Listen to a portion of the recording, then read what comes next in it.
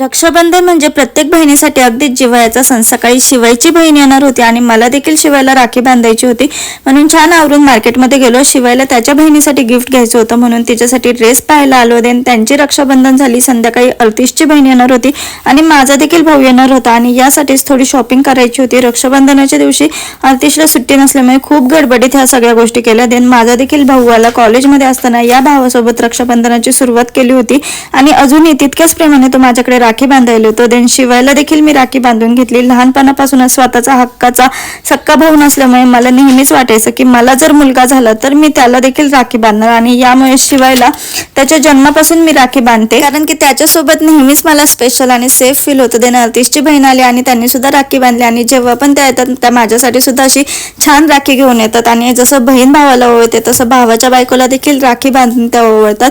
विरूने देखील शिवायला राखी बांधली. रक्षाबंधनाचं छान असं सेलिब्रेशन झालं आणि सगळ्या शेवटी बॉर्नविलची ही कॅडबरी खाऊन दिवसाचा शेवट केला.